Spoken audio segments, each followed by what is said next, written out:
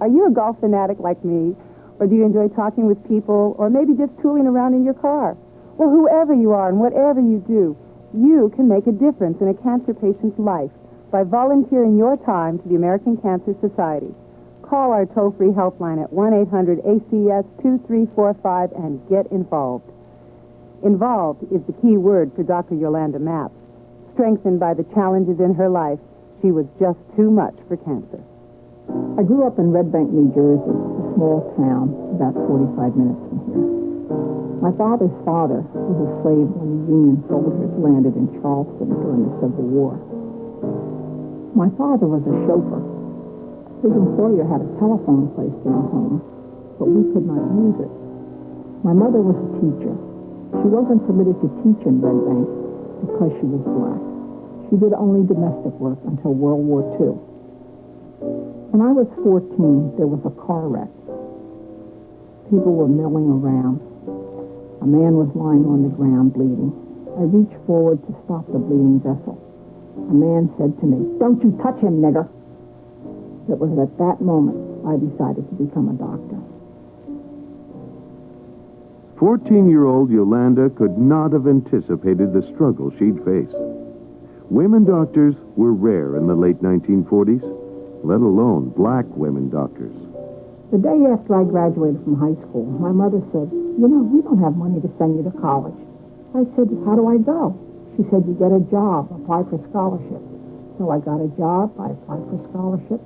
I learned to ask for what I wanted. After graduating from Rutgers University, Yolanda chose Howard University for medical school. There she met Dr. Arlene Alvarenga, still her best friend, some 40 years later. Yolanda faces life with vigor and great variety, overcoming all barriers. She is an inspiration to and a demander of all those surrounding her. She proves that goals are the most significant determinants of life's accomplishment. You might say that I've been a student of life. After high school commencement, I began my personal quest for knowledge.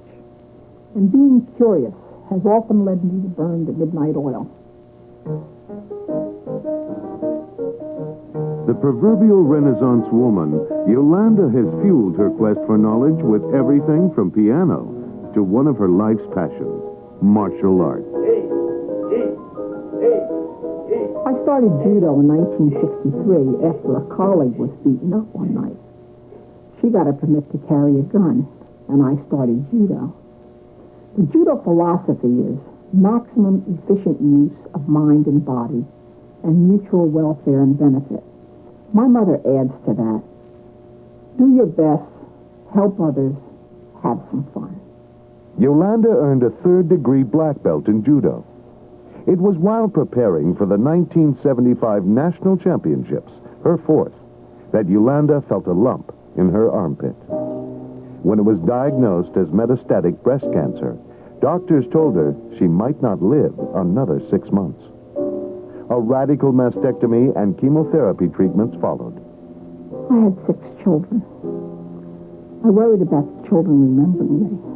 I knew the older ones would remember, and Dorothy with Down syndrome and I had spent a lot of time together. But Dal was only 3. I wanted him to remember my teaching him how to ride. I bought a bicycle, and I made him ride that little bike until his legs were tired. I also had a picture made for my children. The receptionist at the photo studio insisted on calling me Yolanda, despite my telling her repeatedly my name was Dr. Mapp. Suddenly I realized that I was not going to die because I had to work on my pride. Second son David, now an attorney, will never forget the experience.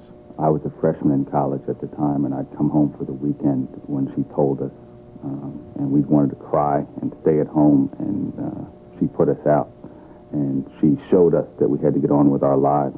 I've learned a lot about life just from watching her. Since her recovery, Yolanda has been honored as a distinguished alumni by Rutgers University, received the Courage Award from President Reagan, and taken over the responsibilities of Director of Student Health at Temple University, while maintaining a private practice. Of course, She's never stopped learning. The Japanese language is just her latest pursuit. If I were going to boil my life down to a message, it would be this. Get to know people better. When you want to gain knowledge, learn at a deeper level. Immerse yourself in life's mysteries. And if you can learn from the lessons of life, you can do anything, even beat cancer. The common thread running through this extraordinary woman's many pursuits is her faith.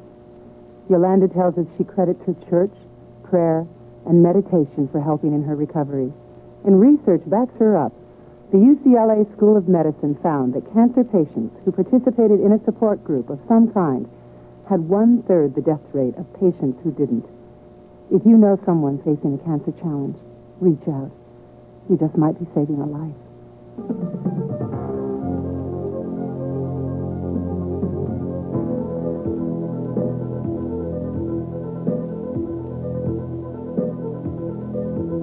Not smoking in restaurants may be